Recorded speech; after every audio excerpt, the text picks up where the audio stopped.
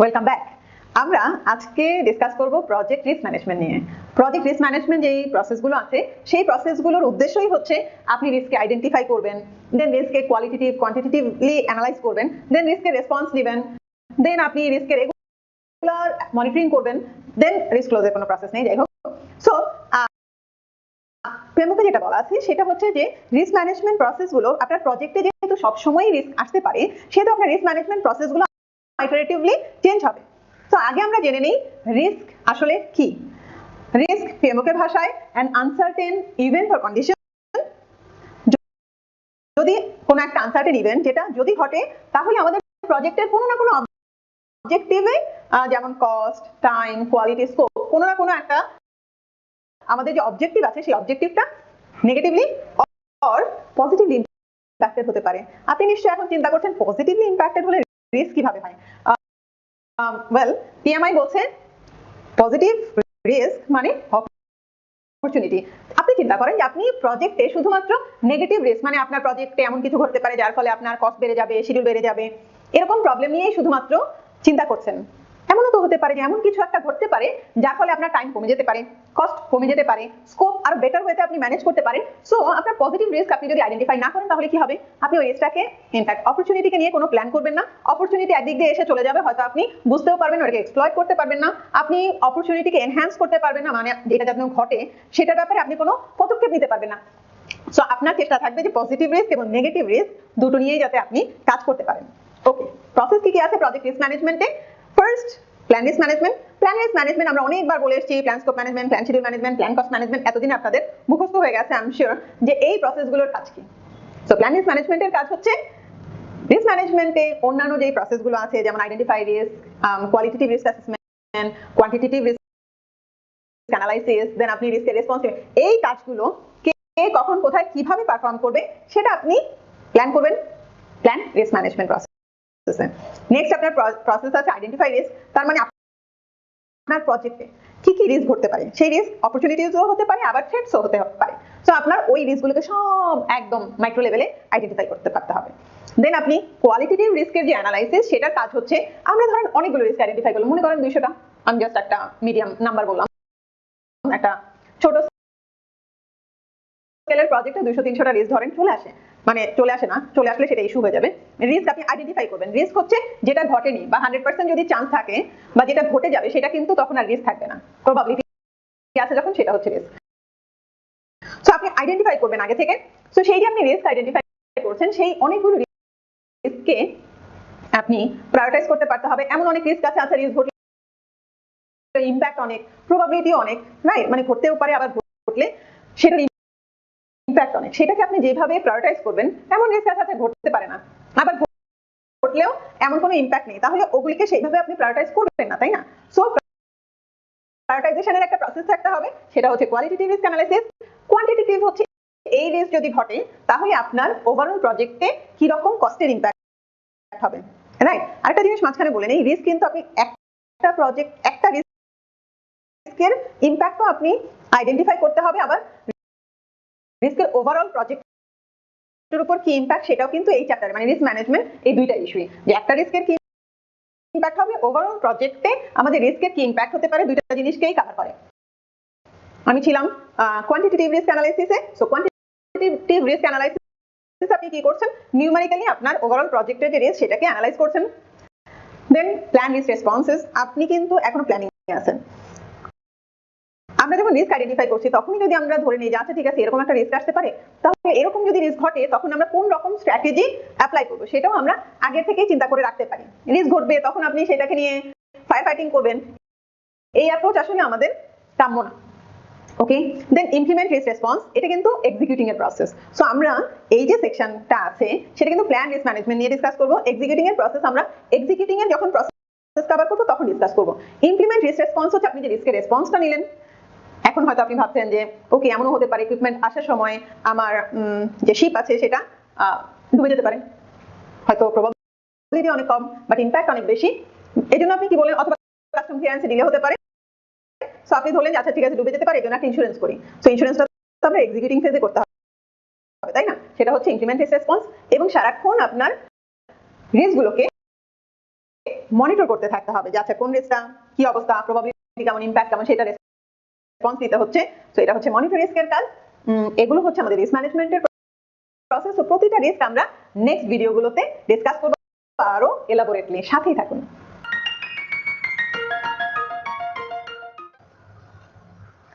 স্বাগত জানাচ্ছি আবারও। আমরা শুরুতেই যে প্রসেসটা নিয়ে ডিসকাস করবো সেটা হচ্ছে প্ল্যান রিস্ক ম্যানেজমেন্ট। আমরা প্ল্যান রিস্ক ম্যানেজমেন্ট মানে অন্যান্য প্রসেসগুলোর মতোই এই প্রসেসে মানে প্ল্যানিং এর প্রসেসগুলোর মতো প্রত্যেকটা নলেজ এরিয়ার ফার্স্টেই যে প্রসেস আছে plan scope management, plan schedule management, plan cost management, ওই প্রসেসগুলোর মতোই এই প্রসেসটা ডিসকাস করবে যে আপনি রিস্ক ম্যানেজমেন্টের অন্যান্য অ্যাক্টিভিটিগুলো কিভাবে পারফর্ম করবেন। সো দেখে নেই ইনপুটগুলো কি কি আছে। ফার্স্টে আছে চার্টার, বিকজ চার্টার আপনাকে গাইড করবে। চার্টারে আপনারা অলরেডি হয়তো দেখেছেন যে চার্টারের মধ্যে কিছু রিস্কের কথা বলা থাকে, প্লাস প্রজেক্টটা কি ধরনের সেটার উপর বেস করে কিন্তু আপনি বুঝতে পারবেন যে আমার রিস্ক ম্যানেজমেন্টের প্ল্যান মানে অন্যান্য রিস্ক ম্যানেজমেন্টের অ্যাক্টিভিটি কি ধরনের হওয়া উচিত। এই জন্য প্রজেক্ট চার্টার আছে। প্রজেক্ট ম্যানেজমেন্ট প্ল্যান, বিশেষ করে স্টেক হোল্ডার ম্যানেজমেন্ট প্ল্যানটা এখানে অনেক বেশি ইম্পর্টেন্ট হয়। অন্যান্য যেই ম্যানেজমেন্ট প্ল্যানগুলো আছে সেগুলো এখানে important. All component of project management plan. প্রজেক্টের ডকুমেন্ট যেমন স্টেক হোল্ডার রেজিস্টার, বিকজ আপনি প্রজেক্টের রিস্ক ম্যানেজমেন্টে কাকে কাকে ইনভলভ করবেন সেটা আপনি ডিসাইড করতে পারবেন রিস্ক রেজিস্টারের উপর বেস করে। এন্টারপ্রাইজ এনভায়রনমেন্টাল ফ্যাক্টর, আপনি রিস্ক যে টলারেন্স আছে আপনার অর্গানাইজেশনে, আপনার রিস্ক নিয়ে আপনাদের অ্যাটিটিউড কিরকম সেটাও আপনার একটা ইনপুট হবে। অর্গানাইজেশনাল প্রসেস অ্যাসেট, আপনার আগে যদি রিস্ক রেজিস্টার কিছু থেকে থাকে, আপনার আগে যদি প্রজেক্টের ডকুমেন্টস কিছু থেকে থাকে, পলিসি প্রসিডিউর, সেগুলো হচ্ছে আপনার ইনপুট হিসেবে আসবে। বিকজ এগুলো সব কিছুই কিন্তু আপনি প্রজেক্ট রিস্ক ম্যানেজমেন্টের অ্যাক্টিভিটিগুলো কিভাবে পারফর্ম করবেন সেটা ডিফাইন করছেন। টুলস টেকনিকে চলে আসি। অন্যান্য প্ল্যানিং এর প্রসেসগুলোর মতোই এখানে expert judgement, data analysis, meeting. আমি আগে বলেছি এখানে আপনি কি করছেন, কে করবে, কখন করবে, কোথায় করবে, মানে কোয়ান্টিটেটিভ অ্যানালাইসিস কে করবে, কোয়ালিটেটিভ অ্যানালাইসিস কে করবে, রিস্কের রেসপন্স কিরকম হবে, কখন এগুলো হবে, আমরা টুলস টেকনিক কি অ্যাপ্লাই করব। তার মানে এখানে আপনার এক্সপার্ট জাজমেন্টটা অনেক বেশি ইম্পর্টেন্ট। আপনি যদি আগের প্রজেক্ট করার এক্সপেরিয়েন্স থাকে তখন আপনার এই প্ল্যানিং গুলো করতে সুবিধা হবে। দেন ডেটা অ্যানালাইসিসে বেশিরভাগ সময় আমাদের এই টাইপের প্রসেসে থাকে অল্টারনেটিভ অ্যানালাইসিস। এই কাজটা এ করলে মানে উনি করলে ভালো হবে নাকি অন্য কেউ করলে ভালো হবে, আমরা কি এখানে এই টুলস টেকনিক ইউজ করব নাকি অন্য কোনো টুলস টেকনিক ইউজ করব, এখন করব নাকি তখন করব। তার মানে অনেক ক্ষেত্রে আপনার অল্টারনেটিভ যে অপশনগুলো আছে সেগুলো নিয়ে আপনার ডিসকাস করতে হচ্ছে। আর মিটিং এ তো শুরুর দিকে আপনি আছেন কোথায়, রিস্ক ম্যানেজমেন্ট প্ল্যানে। তার মানে অন্যান্য প্রসেসগুলো কিভাবে পারফর্ম হবে সেটা আপনি হয়তো রিস্ক ম্যানেজমেন্টের কিক অফ মিটিং এর মধ্যে দিয়ে আপনি এটা পারফর্ম করছেন। সো ফার্স্টে একটা কিক অফ মিটিং এ যে রিস্ক আমরা কিভাবে ম্যানেজ করব, কে করবে, কোথায় করবে, সেটা ডেফিনেটলি একটা টুলস হিসেবে কাজ করবে, রাইট। সো আমাদের রিস্ক ম্যানেজমেন্টের আউটপুট আছে রিস্ক ম্যানেজমেন্ট প্ল্যান। এর কম্পোনেন্ট কি কি থাকতে পারে সেগুলো আমরা ডিসকাস করব নেক্সট ভিডিওতে, সাথেই থাকুন।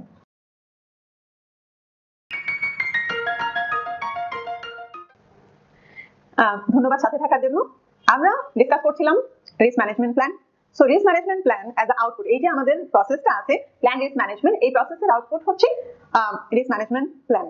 সো রিস্ক ম্যানেজমেন্ট প্ল্যানের মধ্যে আপনি ডিসাইড করছেন যে আপনি এই রিস্ক ম্যানেজমেন্টের যে অন্যান্য প্রসেসগুলো আছে যেমন identify risk, perform qualitative risk analysis, quantitative analysis করবেন, রিস্কের কি রেসপন্স হবে, দেন আপনি রিস্ককে কিভাবে মনিটর করবেন, এই যে প্রসেসগুলো আছে পরে সেই প্রসেসগুলো কিভাবে পারফর্ম করা হবে, কে পারফর্ম করবে, সেই যে আমাদের মানে পিএমআই আপনাকে বলছে সব আপনি আগে থেকে প্ল্যান করে রাখবেন। যখন কাজ হবে তখন আপনি প্ল্যান করবেন না, বিকজ ওইটা তখন রিস্ক, তখন ওইটা আরেকটা রিস্ক হয়ে যাবে যে কাজের মাঝখান দিয়ে বসে আপনি প্ল্যান করছেন।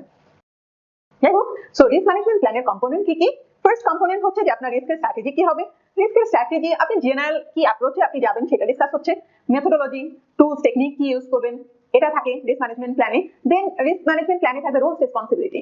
রোলস রেসপন্সিবিলিটি বলতে আপনার প্রজেক্টে তো আপনার কাজ আছে, কিন্তু রিস্ক ম্যানেজমেন্ট নিয়ে রিস্কের যখন আইডেন্টিফাই হবে কারা থাকবে, রিস্কের রেগুলার আমরা মিটিং করি, এটা হচ্ছে আইটারেটিভ প্রসেসে চলতেই থাকবে রিস্ক ম্যানেজমেন্ট প্রসেসগুলো। বিকজ আমরা প্রজেক্টের শুরু থেকে শেষ পর্যন্ত রিস্ককে কতটা ভালোভাবে ম্যানেজ করছি তার উপর ডিপেন্ড করবে আপনার প্রজেক্ট কতটা সাকসেসফুলি কমপ্লিট হচ্ছে। সো আমাদের এই যে রিস্ক ম্যানেজমেন্টের যে মিটিং গুলো হবে, কে থাকবে, এমনও হতে পারে প্রজেক্ট টিমে কেউ কাজ করছে সে রিস্ক ম্যানেজমেন্টের সাথে ইনভলভ নেই, আবার এমনও হতে পারে যে সে প্রজেক্ট টিমের কোনো মেম্বার না বাট সে রিস্ক ম্যানেজমেন্টের সাথে ইনভলভ আছে।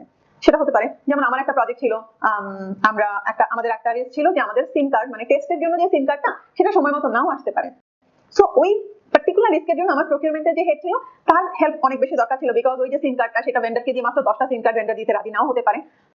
সো আমি যাকে ওই প্রকিউরমেন্টের যে হেড অফ প্রকিউরমেন্ট তাকে কিন্তু আমি রেগুলার রিস্কের মধ্যে ইনভলভ করেছি, সে কিন্তু প্রজেক্ট টিমে ছিল না, রাইট? সো এই যে রোলস রেসপন্সিবিলিটি কি হবে সেটা ডিসকাস করা হচ্ছে, ফান্ডিং কি হবে, এখন আপনার প্রজেক্টে যখন কাজ হবে তখন সেই কাজগুলোর জন্য তো আপনার একটা প্রোটোকল ডিফাইন আপনি আগেই করেছেন যে কিভাবে আপনি এটা করেছেন, আপনি প্ল্যান কস্ট ম্যানেজমেন্টে যে কিভাবে আপনি টাকাগুলো নেবেন। এখন রিস্ক যদি হয় সেটা কিন্তু আপনার কোনো অ্যাক্টিভিটি না, সেই রিস্কের জন্য যে আপনার টাকা লাগবে কন্টিনজেন্সি রিজার্ভ, সেটা পাওয়ার প্রোটোকলটা কি, টাইমিংও লেখা থাকে যে হ্যাঁ রিস্ক ম্যানেজমেন্টের মিটিং কত ফ্রিকোয়েন্টলি হবে, আমি উইকে একটা করে সাধারণত করি, আবার এক এক প্রজেক্ট ম্যানেজার এক এক রকম ভাবে সেটা ম্যানেজ করেন।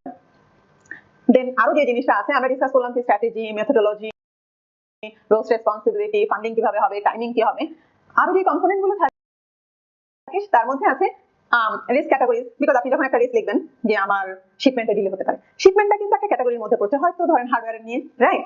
সো আপনি ক্যাটাগরি যখন প্রতিটা রিস্কের যখন আপনি ক্যাটাগরি দিবেন, এটা হার্ডওয়্যার নিয়ে, এটা সফটওয়্যার নিয়ে, অথবা এটা কনস্ট্রাকশন রিলেটেড, এটা interior related, right? So category যখন থাকবে তখন কিন্তু আমি সাধারণত রিস্ক রেজিস্টারটা এক্সেল ফাইলে মেনটেন করি, অন্য কেউ অন্য সফটওয়্যার দিয়ে ইউজ করতে পারে। বা আপনি একটা রিস্ক যখন আইডেন্টিফাই করছেন তখন আপনি ক্যাটাগরি ওয়াইজ কিন্তু সর্টিং করতে পারেন যদি আপনার ক্যাটাগরি অ্যাসাইন করা থাকে। সো আপনি কি করবেন, পিএমওকে আরবিএস এর কথা বলা আছে, কারণ আপনার এক একটা প্রজেক্টে এক এক রকমের টাইপের রিস্ক থাকে, যেমন রিসার্চ প্রজেক্ট এক ধরনের রিস্ক আসে, ডাটা কোয়ালিটি নিয়ে, ডাটা অ্যানালাইসিস নিয়ে, কনস্ট্রাকশন প্রজেক্ট আবার আরো অন্য ধরনের রিস্ক থাকে। তো আপনার কোন কোন এরিয়া থেকে রিস্ক আসতে পারে সেই এরিয়াগুলোকে আপনি আইডেন্টিফাই করছেন আরবি রিস্ক ব্রেকডাউন স্ট্রাকচার দিয়ে। সো রিস্ক ব্রেকডাউন স্ট্রাকচারটা দেখতে আবারও সেই ডব্লিউডিএস এর মতোই হবে, ফার্স্টে প্রজেক্টের নাম থাকবে, এরপরে চলে আসবে আমাদের যে টেমপ্লেট আছে, পিএমওকেও আপনি দেখবেন আরবিএস টাকে একটা টেবিলের মতো করে দেয়া আছে। সো আমাদের যে টেমপ্লেট দেওয়া আছে সেই টেমপ্লেটটা দেখলে আপনি বুঝবেন আসলে রিস্কের যে ক্যাটাগরি সেটা আপনি কিভাবে করতে পারেন। সো আমাদের এই যে ভিডিওটা আছে সেখানে আমরা কিছু কম্পোনেন্ট ডিসকাস করলাম, আরো কিছু ইম্পর্টেন্ট কম্পোনেন্ট বাকি আছে যেটা আমরা ডিসকাস করব নেক্সট ভিডিওতে। In our last video, we were discussing the output of project risk management plan process, like plan risk management process. So we were discussing project risk management plan, and now I will be discussing the next component, which is probability and impact matrix. So this probability and impact matrix has for both the kind of risk threats and opportunities, the negative impact and positive impact you can see there. And for each kind of category, we have given a number. For very low kind of, if the probability is very low, then we are saying or giving the number of 1. Then if it is low, 2, 3, 4, 5, 5 means very high. So let me give you an example. For example, we are saying that okay, custom clearance might be delayed. For the server, custom clearance might be delayed. We have kept the timeline of 15 days, and we are saying that okay, crossing 15 days, the probability of crossing 15 days is very high now, because now we have a urgent or coronavirus issues or something. So now we are saying that probability of delayed custom clearance is very high, 60%. So this is why we are saying this is very high. So we are giving the number of 5. For probability, this risk is getting number of 5. For impact, we are saying if the custom clearance get delayed, then we might have the impact of 3 weeks. If this has a 3 weeks delay, that has a medium or moderate impact. So for this, we are giving here 3. So in the probability and risk matrix, how much number this risk is getting? For probability 5, for impact 3, so 15. So for each of our risk, we will now plot here which risks are having their position in our probability and impact matrix. So that process also we will perform in our qualitative risk analysis process, but in this process, we are having our probability and impact matrix. So other components of this process are, or the output of project risk management plan, or the component of risk management plans are stakeholder risk appetite. Stakeholders risk appetite might be changed while we are developing our risk management plan. Then reporting format. In the risk management plan, we will define how we are going to report our risk, how we are going to track our project risk. That is also another component of risk management plan. So we have discussed the output of plan risk management process in this video. Stay tuned, move on. আমরা এখন যে প্রসেসটা নিয়ে discuss করব তার নাম definitely sequence অনুযায়ী আপনারাও জানেন কি হবে, identify risk. So identify risk যে প্রসেসটা আছে সেই প্রসেসের কাজ কি? এতক্ষণ তো আপনি বললেন যে রিস্ক কিভাবে আইডেন্টিফাই করবেন, কিভাবে কোয়ান্টিটেটিভ অ্যাসেসমেন্ট করবেন, কিভাবে কোয়ালিটেটিভ অ্যাসেসমেন্ট করবেন। আইডেন্টিফাই রিস্কের কাজ এখন আপনি অ্যাকচুয়ালি রিস্ক ম্যানেজমেন্টের প্রসেসগুলোতে ঢুকে গেছেন। তার মানে আমরা প্রজেক্টের শুরুতেই কিন্তু কিছু প্ল্যানিং যখন কমপ্লিট হয়ে গেছে তারপরে আমরা কিছু রিস্ক আইডেন্টিফাই করার চেষ্টা করি। পিএমআই আপনাকে বলছে আপনি যত বেশি রিস্ক আগে আইডেন্টিফাই করবেন তত বেশি সম্ভাবনা থাকবে যে ওই রিস্কগুলো নিয়ে আপনি চিন্তা ভাবনা করছেন, আপনার টিম মেম্বাররা ওই রিস্কগুলোর ব্যাপারে জানে, তো আপনি প্রোঅ্যাক্টিভলি রিস্কগুলোকে ম্যানেজ করবেন। এটা এমন হওয়া উচিত না যেটা আমরা সাধারণত করি যদি আমরা এই যে প্রজেক্ট ম্যানেজমেন্টের প্র্যাকটিসের মধ্যে না থাকি। দেখা যায় আমরা রিস্ক আইডেন্টিফাই করি না, সবসময় আমরা ফায়ার ফাইটিং মোডে থাকি। সো আমাদের আগে থেকে রিস্ক আইডেন্টিফাই করতে হবে। সো রিস্ক আইডেন্টিফাই করা, তাদের ক্যারেক্টারিস্টিক্স কি হয় সেটা জানা এই প্রসেসের কাজ। তো ফার্স্টেই ইনপুটগুলো নিয়ে ডিসকাস করি। ইনপুটের ফার্স্টেই আছে প্রজেক্ট ম্যানেজমেন্ট প্ল্যান। আপনি এই যে রিস্ক আইডেন্টিফাই করার আগে আপনার এই যে কতগুলো প্রজেক্টের প্ল্যান করেছেন, schedule management plan, quality management plan, এরকম আরো অনেকগুলো যে প্ল্যান আছে সেই প্ল্যানগুলো আপনার এখানে ইনপুট হিসেবে কাজ করবে। বিকজ প্ল্যান কি করেছেন তার উপর বেস করে আপনি বলবেন যে হ্যাঁ এই যে প্ল্যান করেছি সেটা তো এইভাবে রং হতে পারে, ওইভাবে রং হতে পারে। সো এগুলো সব আলাদা আলাদা রিস্ক। প্রজেক্টের কিছু ডকুমেন্ট আছে যেমন কস্ট এস্টিমেট কি করেছেন, অ্যাজাম্পশন লগ কি আছে, কি কি অ্যাজাম্পশন আপনি করেছেন সেগুলো সবকিছু আপনি সাথে নিয়ে বসে আপনার রিস্ক আইডেন্টিফাই করতে বলবেন। রাইট? এগ্রিমেন্ট, ইনপুটে এগ্রিমেন্ট ডেফিনেটলি থাকবে। বিকজ আপনার যখনই কোনো প্রকিউরমেন্ট করতে হচ্ছে তখনই আপনার নতুন ধরনের কোনো রিস্ক আসতে পারে, সেটাকে কিভাবে ম্যানেজ করবেন সেটা নিয়ে। প্রকিউরমেন্টের ডকুমেন্টেশন, আপনার যখনই এক্সটার্নাল কোনো প্রকিউরমেন্ট করার দরকার হচ্ছে তখনই আপনি যে ফার্স্টেই একটা ডকুমেন্টেশন করেছেন সেখানে কোনো রকম কোনো সমস্যা আছে কিনা সেটাও আপনার রিভিউ করে দেখতে হবে। দেন এন্টারপ্রাইজ এনভায়রনমেন্টাল ফ্যাক্টর, আপনার অর্গানাইজেশনের একাডেমিক কোনো স্টাডি থাকতে পারে যেখানে রিস্ক ম্যানেজমেন্ট আপনাকে হেল্প করবে, বেঞ্চমার্কিং কোনো স্টাডি, এই টাইপের অনেক ডকুমেন্ট থাকে, অথবা আপনার অর্গানাইজেশনের ডেটাবেস আছে রিস্কের, এগুলো সবকিছু আপনার এন্টারপ্রাইজ এনভায়রনমেন্টাল ফ্যাক্টর। অর্গানাইজেশনের প্রসেস অ্যাসেটের মধ্যে আপনার এমনও হতে পারে আপনার অর্গানাইজেশন অলরেডি রিস্ক ম্যানেজমেন্টের প্রসেস আছে, আগে কিছু টেমপ্লেট থাকতে পারে, আগের প্রজেক্টের কিছু রিস্ক ম্যানেজমেন্টের রিস্ক রেজিস্টার আপনি পেয়ে যেতে পারেন, কিছু চেকলিস্ট পেয়ে যেতে পারেন সিমিলার প্রজেক্টের, ডেফিনেটলি তখন আপনার এটা হেল্প করছে। সো এটাও আপনার ইনপুট হিসেবে কাজ করবে। সো ইনপুটগুলো আমরা ডিসকাস করলাম। ইনপুটে আমরা এই পর্যন্ত কি বললাম, আপনার project plan, project documents, agreements, then আপনার procurement documentation, enterprise environmental factor, organisational process asset. So আমরা টুলস টেকনিক ডিসকাস করব নেক্সট ভিডিওতে।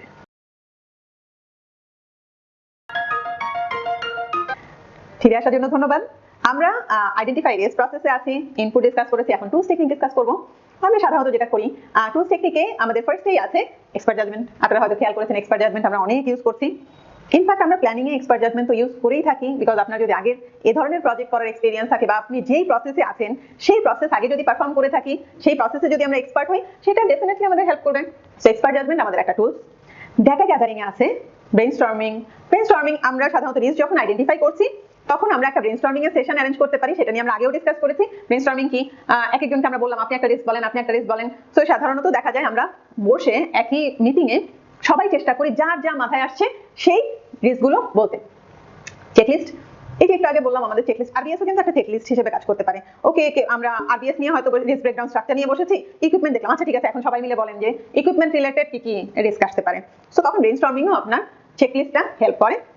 ইন্টারভিউ আপনি এমনও চিন্তা করতে পারেন, আমি যেটা করতাম আমার প্রজেক্ট যখন শুরুতে প্ল্যানিং শেষ তখন আমি সবার সাথে বসে বসে ইন্টারভিউ করতাম, সবার সাথে, মানে ক্রিটিক্যাল স্টেক হোল্ডার যে আগে থেকেই জানতে পারে যে আমাদের এই প্রজেক্টে কি কি রিস্ক আসতে পারে, ওনাকে জিজ্ঞেস করলাম, প্রত্যেকেই হয়তো 20টা 30টা করে রিস্ক বললো, সেগুলোকে ফার্স্টে কম্পাইল করলাম।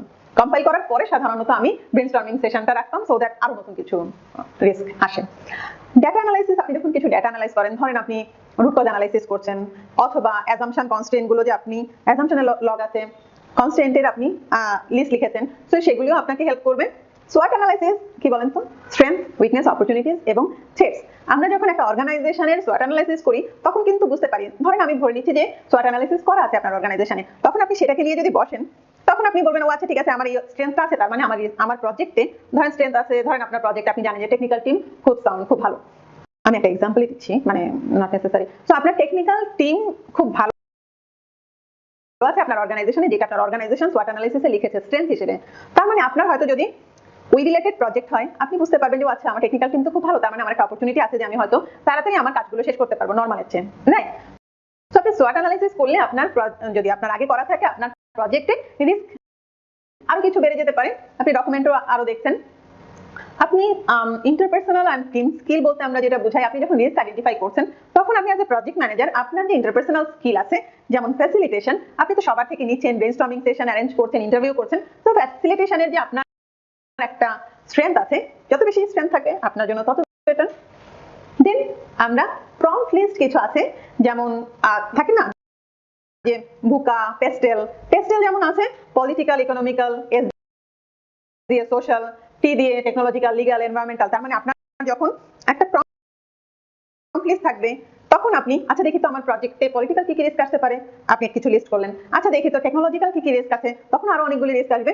সো এই টাইপের কিছু টিকো, পেস্টেল, বুকা, এই টাইপের যখন আপনার কিছু প্রম্পট লিস্ট আপনার সামনে থাকবে তখন আপনার জন্য রিস্ক আইডেন্টিফাই করাটা ইজি হবে। আর তো আপনি মিটিং করছেনই, মিটিং করা ছাড়া তো আপনি রিস্কগুলো আইডেন্টিফাই করতে পারছেন না। সো এটাও আপনার একটা টুলস টেকনিক হিসেবে কাজ করছে। সো আমরা এই পর্যায়ে টুলস টেকনিকগুলো ডিসকাস করলাম, আইডেন্টিফাই রিস্কের আমরা আউটপুট ডিসকাস করব নেক্সট ভিডিওতে, সাথে থাকুন। ফিরে আসলাম আবারও। তো আমরা এই ভিডিওতে ডিসকাস করব আইডেন্টিফাই রিস্কের আউটপুট নিয়ে। তো আমাদের এই প্রসেসের আউটপুট কি হতে পারে? Risk register. মনে রাখবেন যে এই ফার্স্ট আপনি কিন্তু রিস্ক রেজিস্টার পেলেন। এই রিস্ক রেজিস্টার আমরা সাধারণত আপনি যদি গুগল করেন বা আমাদের যে টেমপ্লেট দেওয়া আছে সেখানে রিস্ক রেজিস্টারের ফাইলটা দেখেন, আমরা এক্সেল ফাইলেই মেনটেন করি, আপনি অন্য ফাইল টাইপও মেনটেন করতে পারেন। যাই হোক, সো এই যে রিস্কের আইডেন্টিফাই যখন করলেন, ধরলাম যে 200টা রিস্ক আইডেন্টিফাই করেছেন, এই যে একটা ফাইল তৈরি হলো, সেটা এই প্রসেসের আউটপুট। এরপরে দেখবেন অন্যান্য যে qualitative risk analysis, quantitative risk analysis হবে, তখন প্রজেক্ট ডকুমেন্ট আপডেট হিসেবে রিস্ক রেজিস্টার আসবে। তার মানে একটা কলাম আপনার, একটা বা দুইটা কলাম আপনি এইমাত্র কমপ্লিট করলেন, কলামগুলো কোয়ান্টিটেটিভ অ্যাসেসমেন্টে কি করবেন, প্রবাবিলিটি, ইমপ্যাক্ট, আচ্ছা এটা আমি পরে ডিসকাস করব। সো নতুন নতুন কলাম অ্যাড হচ্ছে, তখন রিস্ক রেজিস্টারটা কমপ্লিট হবে, বাট ফার্স্ট টাইম আপনি রিস্ক রেজিস্টার এখনই পেলেন। দেন আপনার রিস্কের রিপোর্ট কিছু তৈরি হতে পারে, যে আচ্ছা এই ক্যাটাগরিতে তো অনেকগুলো রিস্ক আছে, দেন রিস্কের মেট্রিক কি আছে, দেন ট্রেন্ড, কোন রিস্ক কিভাবে বাড়ছে কমছে। আমি যেটা করতাম আমাদের রিস্কের মিটিং গুলোতে বা রিস্কের যখন আইডেন্টিফাই করছে, হয়তো রিপোর্ট করছি, আমি অ্যারো দিয়ে দেখাতাম আচ্ছা এই রিস্কটা আগে প্রবাবিলিটি, ইমপ্যাক্ট মোটামুটি ছিল, এই সপ্তাহে ইমপ্যাক্ট আমাদের অ্যাসেসমেন্টে বেড়ে গেছে, সো অ্যারো হয়তো উপরের দিকে, অথবা এই রিস্কটা এখন আর ঘটার সম্ভাবনা কমে গেছে, অ্যারো নিচের দিকে, ট্রেন্ড আপনি দেখাতে পারেন। সো এই রিপোর্টের গুলো আপনি দেখাচ্ছেন, আউটপুট হিসেবে আসছে। দেন আমার প্রজেক্টের ডকুমেন্ট কিছু তো আপডেট হতেই পারে, যেমন অ্যাজাম্পশন লগ, আপনি রিস্ক আইডেন্টিফাই করতে গিয়ে দেখলেন যে আচ্ছা এই অ্যাজাম্পশনটা যে ছিল সেটা একটু চেঞ্জ করা দরকার, ইস্যু লগ হতে পারে, লেসন লার্ন রেজিস্টার হতে পারে। সো আপনার এই প্রসেসের আউটপুট রিস্ক রেজিস্টার, রিস্কের রিপোর্ট এবং কিছু প্রজেক্ট ডকুমেন্টস আপডেট। সো আমরা নেক্সট ভিডিওতে ডিসকাস করব কোয়ালিটেটিভ রিস্ক অ্যানালাইসিস, সাথেই থাকুন।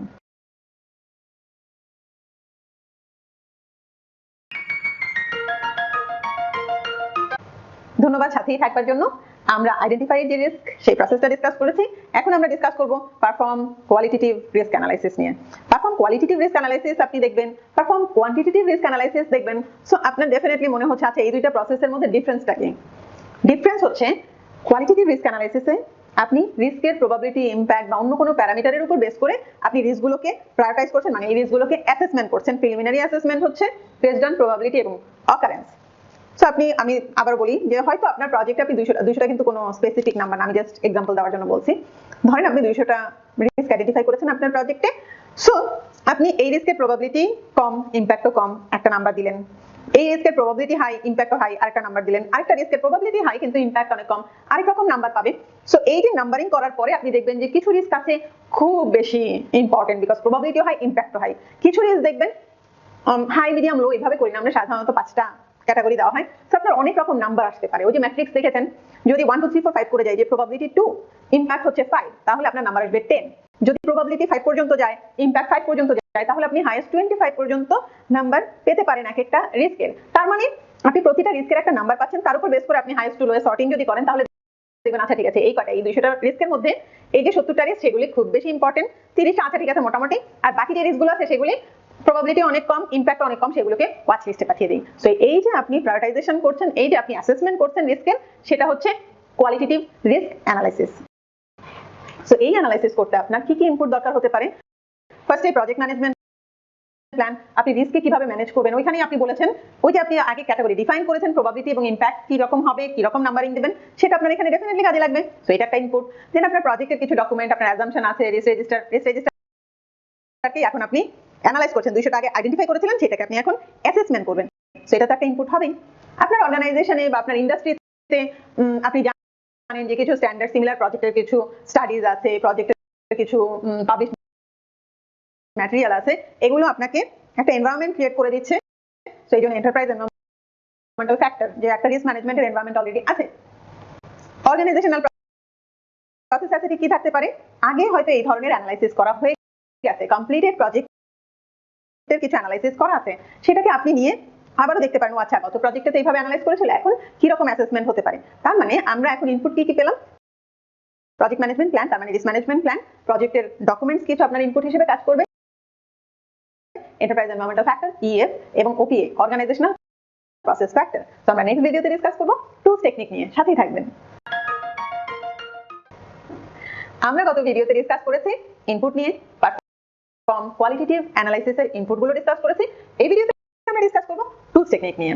সো আমাদের ফার্স্ট এই টুলস টেকনিকে আছে expert judgement, data gathering, data analysis, interpersonal team skill, risk categorisation, data representation, meeting. একটা করে আমরা ডিসকাস করি যে আমার এই প্রসেসে এই টুলসগুলো কিভাবে হেল্প করতে পারে।